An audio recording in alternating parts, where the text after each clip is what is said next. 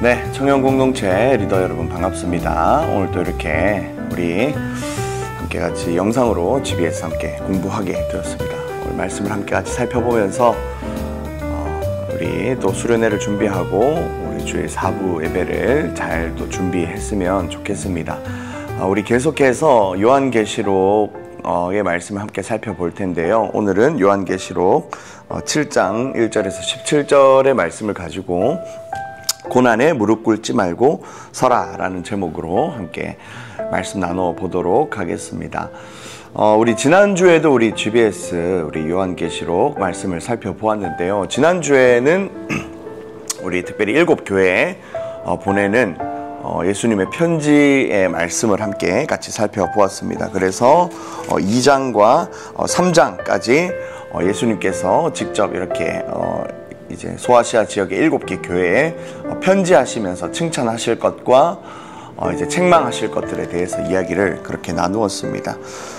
이제 4장과 5장에 보면 이제 그 다음에 이제 천국의 예배의 모습을 보여줍니다. 하나님께서 보좌 위에 계시고 책과 어린 양 두루마리 하나님의 말씀과 이제 어린 양의 모습을 보여주면서 이제 천국에서 하나님 앞에 예수 그리스도께서 높이 올려지셔서 예배 받으시는 그 장면의 모습들을 보여주고 있습니다. 자, 그러면서 이제 6장부터 이제 국면이 좀 바뀌게 됩니다. 6장부터는 이제 뭐가 등장하냐면 7개의 인이 등장합니다. 이 인이라고 하는 것은요, 봉인입니다. 봉인. 이 7개의 봉인은 각각 이제 이 땅 가운데 내릴 재앙을 이야기를 합니다.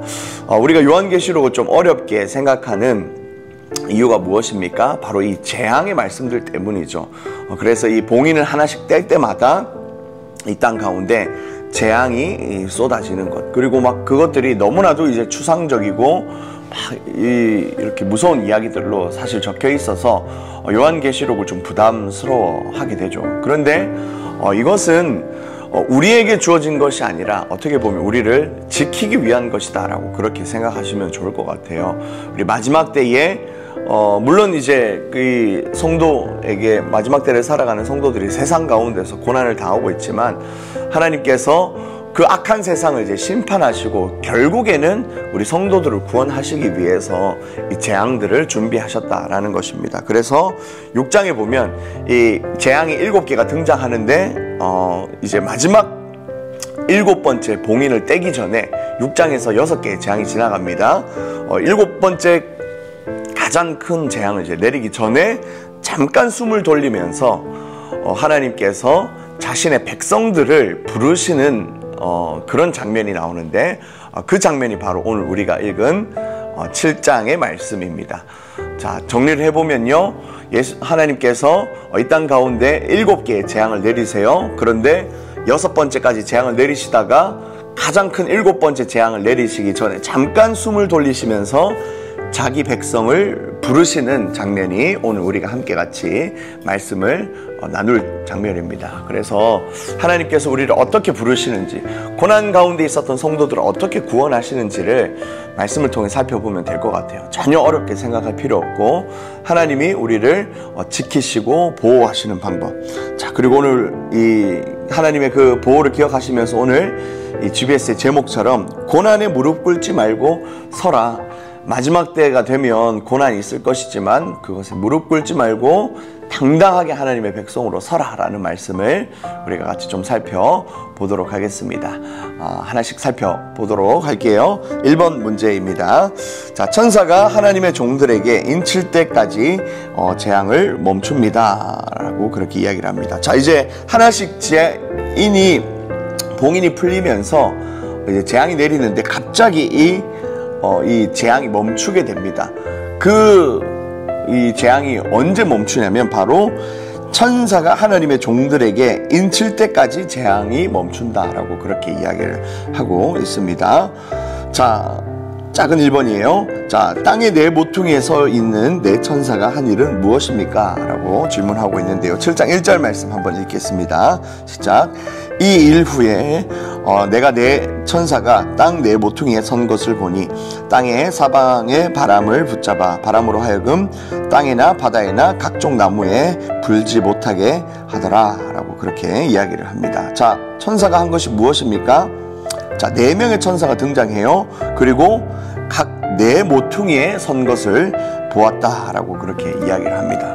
그리고 4 모퉁이에서부터 불어오는 바람을 불지 못하게 하였다. 바람을 막았다라고 그렇게 이야기를 합니다. 자, 여기 나오는 이 바람은 무엇인가? 자, 4 모퉁이에 딱 서 있습니다. 여러분 한번 생각해 보십시오. 우리 집이 이렇게 있어요. 그런데 4 모퉁이에 천사들이 서 있었다라고 하면 대각선 방향, 이제 동서남북이 아니라 대각선 방향에 이 천사들이 서 있게 되는 겁니다. 자, 그런데 이 동서남북은 사실 이 성경에서 좋은 의미를 가지고 있어요. 그런데 대각선 방향으로 불어오는 것은 이 바람은 굉장한 고난을 의미합니다. 굉장히 이제 부정적인 이미지거든요. 그래서 거기에서 불어오는 바람은 굉장한 고난과 역경을 의미하고 있습니다. 욥기 1장 19절에도 보면 우리가 잘 아는 말씀이죠. 이제 욥의 아들들이 집에 있는데 내 모퉁이에 큰 바람이 불어서 집 내 모퉁이를 쳤다라고 합니다. 그러니까 그 대각선으로 불어오는 바람이 집을 쳐서 무너뜨려서 자녀들이 다 죽게 되어지죠. 그것처럼 이 바람은요, 굉장한 고난과 고통을 의미합니다. 다니엘서 7장 2절에도 보면 하늘에 있는 4개의 바람을 그렇게 이야기하기도 합니다. 이것들은 마지막 때에 일어날 우리의 삶에 일어날 그 큰 고통을 이야기를 하고 있습니다. 자, 아무튼 그런데 그 천사가 우리의 4 모퉁이에 서서 무엇을 합니까? 바람을 막아준다라는 거죠. 우리의 삶에 불어오게 될 고난과 고통을 하나님이 천사들을 명하셔서 그것들을 막아주신다라는 것입니다. 왜 막아주십니까? 하나님의 백성을 보호하시기 위해서 우리를 그렇게 지키시고 보호하신다라는 것이죠. 자, 2번 문제 한번 보도록 할게요. 자, 다른 천사가 나타나 무엇을 하려 합니까? 자, 또 다른 천사가 등장했다고 해요. 3절 말씀입니다. 자, 이르되 우리가 우리 하나님의 종들의 이마에 인치기까지 땅이나 바다나 나무들을 해하지 말라 하더라 라고 그렇게 이야기를 합니다. 자, 다른 천사가 와서 뭐라고 이야기를 하냐면, 자, 우리가 우리 하나님의 종들의 이마에 인치기까지 이 땅에 고난을 내리지 말라, 재앙을 내리지 말라라고 그렇게 이야기를 합니다. 자, 하나님의 종들의 이마에 인을 치려 한다라는 것이죠. 답을 한번 달아보면 하나님의 종들의 이마에 인을 치려 한다라고 그렇게 이야기를 합니다. 자, 이 천사가 또 이제 내 방위를 지키는, 내 모퉁이를 지키는 이 4명의 천사와 달리 또 다른 한 천사가 등장을 합니다. 그런데 이 천사는 조금 이제 다른 일을 해요. 무엇을 하냐면 이제 와서 이제 천사들에게 명령을 해요. 자, 내가 이 일을 할 때까지 너희는 거기를 계속 지켜라 라고 그렇게 이야기를 하는데, 그 일이 무엇인가? 바로 하나님의 백성들에게, 하나님의 종들에게 그 이마에 인을 친다 라고 그렇게 이야기를 합니다. 여기 나와 있는 인은요, 표식입니다. 봉인과는 달라요. 여기 나와 있는 인은, 여기 나와 있는 이 인은 이제 우리 도장인, 도장 쾅 찍는다처럼 표식을 하는 겁니다. 우리의 이마에 도장을 딱 찍어주는 것이죠. 마치 이제 이 품질이 괜찮다 하면 이제 KS 마크를 찍어주는 것처럼 우리의 이마에 도장을 꽝 그렇게 찍어주는 겁니다. 자, 그런데 그 이마에 찍은 도장이 무엇인가? 이 도장의 내용이요, 요한계시록 14장에 등장하거든요. 14장 1절에 보면 이렇게 등장합니다. 또 내가 보니 보라, 어린 양이 시온산에 섰고 그와 함께한 14만 4천이 서 있는데 그들의 이마에는 어린 양의 이름과 그 아버지의 이름을 쓴 것이 있더라 라고 그렇게 이야기를 합니다. 자, 그 이마의 도장의 내용이 무엇입니까? 도장을 딱 찍었는데 보니까 어린 양의 이름, 예수 그리스도의 이름과 하나님 아버지의 이름이 적혀 있다라는 것이죠. 여러분, 이름이라고 하는 것은요, 이 존재 자체를 의미합니다. 그 존재를 이제 나타내는 것이 바로 이름인 것이죠. 그런데 우리의 이마에 누구의 이름이 새겨져 있습니까? 예수님의 이름과 하나님의 이름이 새겨져 있는 것이죠. 하나님이 우리를 인치셨다, 자신의 이름으로 인치셨다라는 것은 하나님이 우리를 자기 소유 삼으셨고 우리가 그와 같이 되도록 하나님의 아들들이 되도록 우리를 그런 존재로 만드셨다라는 것입니다.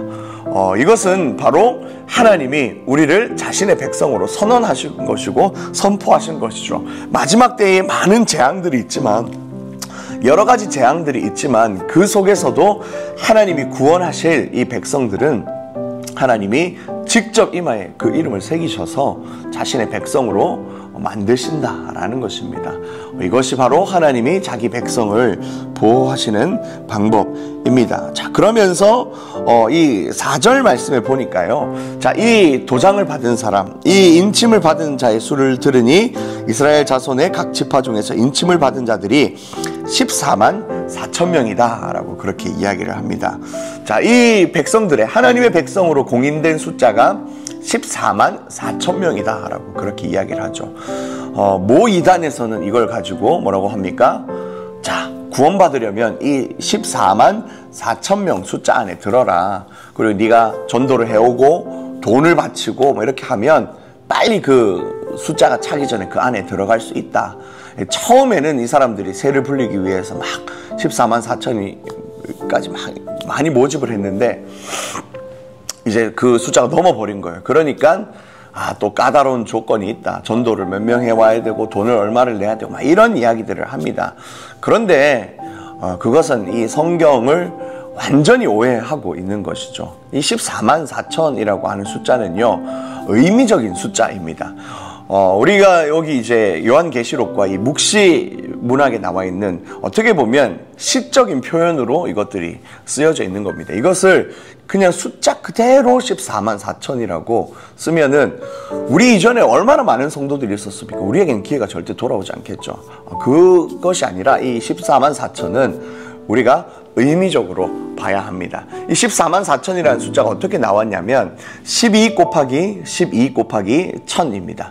자, 12 곱하기 12 하면 144 곱하기 1000 하면 이제 14만 4천이 되는 것이죠. 자, 앞선 12는요, 이 구약의 12지파를 의미합니다. 구약 시대에 있었던 모든 성도들을 의미합니다.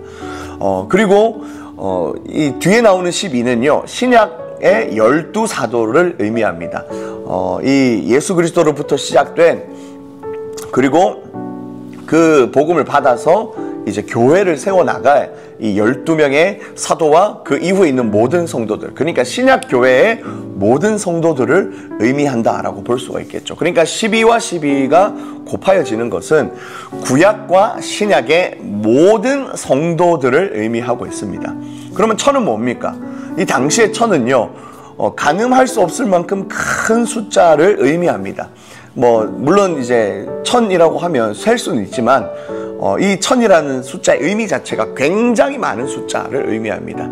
그러니까 구약과 신약이 오고 오는 많은 모든 성도들을 의미할 때 12 곱하기 12 곱하기 1000 해서 14만 4천이 되는 것이죠. 그래서 우리가 이 14만 4천이라는 이야기를 들으면 의미적으로 오고 오는 모든 세대의 모든 성도들을 의미한다라고 그렇게 이해를 하면 되지, 이것을 가지고 어떤 숫자에 들어야 된다, 이것을 가지고 이 숫자에 들기 위해서는 어떻게 해야 된다, 이런 이야기는 여러분 굉장히 우리가 주의해서 들으셔야 됩니다. 오고 오는 모든 성도들, 하나님이 그 모든 14만 4천 그리고 모든 성도들에게 하나님이 내 백성이다 라고 하시면서 이마에 도장을 찍어주셨다라는 것이 오늘 우리 전반부의 내용이다라는 겁니다. 자, 여기까지 보면서 나눔 1번 한번 보도록 하겠습니다. 자, 하나님은 자신을 신실하게 믿는 이들의 이마에 인을 치기까지 재앙의 바람을 붙잡아 두십니다. 악인에게 최종 심판을 내리시기 전까지 고난의 현실을 겪어야 하는 자기 백성을 잊지 않으시고 인침으로 자기 소유로 확증하십니다. 하나님의 소유로 확정되었다는 사실이 오늘 내게 어떤 영향을 미칩니까? 자, 하나님이 우리를 자신의 소유 삼으셨습니다. 이것이 우리에게 정말 큰 은혜죠. 다른 세상의 많은 것들이 우리에게 위로가 될 수 있지만 일시적이고 잠깐 위로가 될 수 있겠죠. 하지만 우리가 하나님의 것이 되었다, 내가 하나님의 소유가 되었다라는 이것은 정말 우리가 정말 하나님 앞에 설 때까지 이 세상 사는 모든 시간과 순간 동안 우리에게 위로가 되고 힘이 될 것입니다.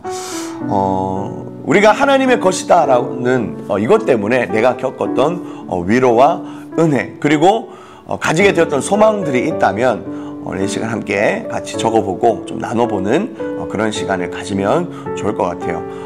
우리가 하나님의 것으로서 누렸던 그 은혜들, 하나님의 자녀로서 누렸던 그 은혜들을 우리 소그룹 지체들과 함께 같이 잘 나눠보면 좋을 것 같습니다. 자, 2번 문제 한번 넘어가 보도록 하겠습니다.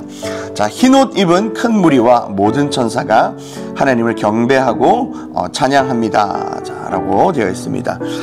자, 2번 문제에 넘어가면 이제 그 인침을 받은 사람들이 어떤 사람들인지를 보여주고 있어요. 그러면서 이제 각 지파에서 12,000명씩 나왔다라고 하면서 그 지파의 숫자를 이렇게 쭉 이야기를 합니다. 그러면서 10절 이하에 보니까 그 144,000명의 많은 성도들이 주님 앞에 나와서 구원하심이 보좌에 앉으신 우리 하나님과 어린 양에게 있도다. 우리 찬양으로도 있죠. 구원하심이 보좌에 앉으신, 네, 그 찬양이 이제 요 성경 구절에서 나온 겁니다. 이제 천국에서 이제 하나님 앞에 부름받은 많은 성도들이 하나님의 은혜를 감사하며 막 찬양하고 있는 그런 모습이다라는 것이죠. 자, 그런데 이제 이 사람들을 뭐라고 표현하냐면 흰옷 입은 사람들이라고 그렇게 이야기를 합니다. 흰옷 입은 사람들, 그러면 앞에 인침을 받은 사람들과 다른 사람들입니까? 라고 그렇게 질문할 수 있는데, 아까 인침 받은 사람들이 어떤 사람들이라 했어요? 모든 성도들, 하나님 안에 있었던 모든 성도들을 의미합니다. 그러니까 그 모든 성도 안에 당연히 이 흰옷 입은 사람도 들어가겠죠. 표현이 다를 뿐이지 같은 존재라고 보시면 되겠습니다. 이 마지막 때까지 열심히 하나님의 은혜를 기다리고 사모하며 고통과 고난을 참으면서 기다렸던 이 성도들을 의미하는 것이 바로 이 흰옷 입은 사람들이라는 것입니다. 자, 1번 문제예요. 흰옷 입은 자들은 누구입니까? 14절 말씀이에요. 자, 내가 말하기를 내 주여 당신이 아시나이다 하니 그가 나에게 이르되 이는 큰 환난에서 나오는 자들인데 어린 양의 피에 그 옷을 씻어 희게 하였느니라 라고 그렇게 이야기를 합니다. 자, 처음에는 이 장로 중 하나가 이 나에게, 그러니까 이 사도 요한이죠. 요한에게 묻습니다. 이 흰옷 입은 사람들이 누굽니까? 라고 그렇게 묻는데 오히려 요한이 묻습니다. 내 주에 당신이 아십니다. 라고 그렇게 이야기를 하자 이 장로가 다시 이야기를 합니다. 이는 큰 환난에서 나오는 자들인데 어린 양의 피에 그 옷을 씻어 희게 하였느니라 라고 그렇게 이야기를 합니다. 답을 달아보면 큰 환난에서 나오는 자들이다 라고 그렇게 이야기를 하죠. 마지막 때에 있었던 그 환난들을 견디면서 예수 그리스도를 바라보고 기다린 자들, 큰 환난을 지나온 그 사람들을, 그 성도들을 의미한다라고 그렇게 이야기를 합니다. 자, 그런데 뭐라고 이야기합니까? 이 사람들에 대해서 한 번 더 설명하죠. 어린 양의 피에 그 옷을 씻어 희게 하였느니라. 우리의 모든 연약함, 우리의 모든 죄를 어떻게 한 사람들요? 어린 양의 피에, 예수 그리스도의 보혈에 씻은 사람들, 예수 그리스도를 믿고 우리의 죄를 같이 십자가에 못 박고 성도가 된 사람들, 그 사람들이 바로 흰옷을 입은 자들이죠. 바로 우리를 의미합니다. 우리가 하나님 앞에 나와서 이 찬양을 부르는 거예요. 구원하심이 보좌에 앉으신 우리 하나님과 그 어린 양에게 있도다라는 이 찬양이 구원받은 우리의 입술에서 터져 나오게 된다라고 그렇게 이야기를 하고 있습니다. 자, 이 구원받은 백성들이 하나님 앞에 나와 이제 찬양을 하고 있어요. 자, 그 다음에 그 나온 백성들을 하나님이 어떻게 대하시는가 한번 살펴보도록 하겠습니다. 2번 문제입니다. 보좌에 앉으신 이가 그들 위에 장막을 치면 그들은 어떤 혜택을 입습니까? 라고 질문하는데요. 하나님 앞에 나온 그 백성들에게 하나님이 보좌에 앉으셔서 그리고 성전에 계셔서 그들 위에 장막을 치십니다. 큰 텐트를 치시는 거죠. 이런 차양막, 이 타프를 쫙 하나님께서 치시는 겁니다. 자, 그 장면 15절과 16절인데요. 자, 그러므로 그들이 하나님의 보좌 앞에 있고 또 그의 성전에서 밤낮 하나님을 섬기매 보좌에 앉으시니가 그들 위에 장막을 치시리니 그들이 다시는 줄이지도 아니하며 목마르지도 아니하고 해나 아무 뜨거운 기운에 상하지도 아니하리니 라고 그렇게 이야기를 합니다. 자, 구원받은 백성이 이제 하나님 앞에 나오니까 하나님이 그들을 덮어주시면서 장막을 쫙 치세요. 그러니까 그들이 하나님의 보호를 받으면서 다시는 줄이지 않으며, 그러니까 배고프지 않는다는 거죠. 다시는 줄이지 않고 목마르지도 않고 해나 아무 뜨거운 기운에 상하지도 않겠다라고 그렇게 이야기를 합니다. 이 어떤 자신을 이렇게 해하고 자신을 이렇게 태워버릴 태양과 같은 막 그런 어떤 기운에도 상하지 않도록 하나님이 장막을 덮어서 그들의 백성을 끝까지 보호하신다라는 그런 내용입니다. 자, 3번 문제예요. 보좌 가운데 계신 어린 양과 하나님이 그들을 위해 하시는 일은 무엇입니까? 라고 이야기를 합니다. 17절 말씀입니다. 이는 보좌 가운데 계신 어린 양이 그들의 목자가 되사 생명수 샘으로 인도하시고 하나님께서 그들의 눈에서 모든 눈물을 씻어 주실 것입니다. 아멘. 자, 뭐라고 이야기를 합니까? 보좌 가운데 계신 어린 양이 그들의 무엇이 되어 주신다고요? 목자가 되어 주신다라고 합니다. 그동안 갈 길을 잃어서 방황하고 있던 우리에게 찾아오셔서 우리의 목자가 되어 주신다라는 거죠. 예수님도 이 땅 가운데 정말 길 잃은 어린 양 같은 우리들을 보면서 불쌍히 여기시고 눈물을 흘리셨죠. 그분이 참 목자이셨기 때문입니다. 자, 그런데 이제 이 백성들이 고난을 견뎌내고 주님 앞에 나왔어요. 이제 주님이 그들을 지키시는 영원한 목자가 되어 주십니다. 자, 그래서 이들 어떻게 합니까? 이 어린 이 양들을 우리를 이끌고 생명수 샘으로 인도하십니다. 마치 이 생명수 샘은요, 에스겔 우리 47장에 보면 이 성전에서 터져 나오는 샘물처럼 지나가는 곳곳마다 모든 이제 죽어갔던 나무들이 살아나고 아팠던 것들이 치유가 되는 그런 역사가 일어나지 않습니까? 그곳으로 우리를 인도하시는 거예요. 자, 거기에서 우리가 겪었던 모든 이 눈물을 하나님께서 씻어주시고 닦아주실 것이다. 고생했지? 이 땅 가운데서 그리스도인으로 사느라 정말 저 사단의 세력들이 우리를 공격하고 넘어뜨리는 것 때문에, 그리고 이 당시에 이제 이 도미티아누스 황제의 수많은 핍박과 그 고난이 있지 않았습니까? 그 모든 고난들을 하나님께서 안아주시면서 이 생명수 샘에서 우리의 눈물을 깨끗이 씻어주시고 완전히 새로운 존재로 우리를 회복시키시고 만들어 가신다라는 그런 내용입니다. 어떻습니까, 여러분? 요한계시록 너무 은혜롭지 않습니까? 하나님이 결국에는 우리를 구원하시고 지키실 것이다 라고 하는 것이 바로 요한계시록의 메시지입니다. 자, 이것을 기억하시면서 정말 하나님의 은혜에 감사하며 또 이 말씀들을 잘 묵상할 수 있었으면 좋겠습니다. 자, 나눔 2번과 3번 한번 보도록 하겠습니다. 자, 나눔 2번이에요. 지상의 교회, 곧 이 땅에 사는 성도는 큰 환난을 겪습니다. 그럼에도 인내하며 믿음을 지킵니다. 하나님의 소유로 인침을 받았기 때문입니다. 하나님의 백성이기에 겪는 어려움과 슬픔은 무엇이며 그럼에도 불구하고 지켜야 할 삶의 지향은 무엇인지 이야기해 봅시다 라고 그렇게 이야기를 합니다. 우리는 하나님의 백성인데요, 악한 세상은 어떻게든 우리를 넘어뜨리기 위해서 우리의 삶에 고난과 시험을 줍니다. 이 당시의 성도들도 그랬고요, 지금 우리도 마찬가지입니다. 고난의 형태와 양상은 다르지만 우리의 삶에도 수많은 그런 고난들이 있죠. 그런데 우리는 하나님의 것이기에 이 고난을 이겨낼 수 있습니다. 자, 그리고 하나님의 소유이기에 이 땅 가운데서 지켜야 할 삶의 태도들이 있다라는 것이죠. 고난이 올 때 그 고난을 보통 사람 같으면 화를 내고 짜증을 내고 불평불만하겠지만 우리는 하나님의 소유이기에 다른 모습과 형태로 그 고난을 받아들일 수 있을 것입니다. 어떤 모습들이 있을 것인지 함께 같이 나눠보면 좋을 것 같습니다. 3번 문제입니다. 하나님은 이 땅에서 나그네로 살면서 고난을 견디고 믿음을 지킨 성도를 영접하시고 그들의 눈에서 눈물을 닦아주실 것입니다.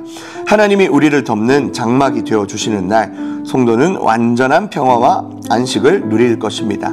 그날을 어떤 마음으로 기다리고 있는지, 가장 기다려지는 부분은 무엇인지 서로 나눠 봅시다 라고 그렇게 이야기를 합니다. 하나님이 우리의 눈물을 닦아주시고 우리의 장막이 되어주시는 그때를 우리가 어떤 마음으로 기다리고 소망하는지 함께 같이 나눠보면 좋을 것 같아요. 우리에게 정말 참된 회복이 있고 우리를 안아주시고 덮어주실 분이 기다리고 계시다라는 것이 이 땅 가운데 살아갈 우리의 이 신앙의 모습들을, 삶의 태도들을 결정할 것 같습니다. 우리가 어떤 마음으로 그날을 기다리고 있는지, 그리고 우리가 무엇이 가장 기다려지는지를 또 함께 같이 가만히 묵상해보고 우리 소그룹 지체들과 함께 나눠보면 더 큰 은혜와 위로들이 우리의 삶 가운데 있을 것 같습니다. 오늘 또 말씀들을 함께 같이 잘 생각해 보시면서요, 이제 리더 여러분들이 먼저 잘 공부하시고 그 다음에 우리 소그룹 지체들과도 은혜롭게 잘 나눠주시면 좋겠습니다. 네, 수고하셨고요. 우리 토요일날 우리 통합 리더 모임 때 함께 같이 만나도록 하겠습니다. 수고하셨습니다.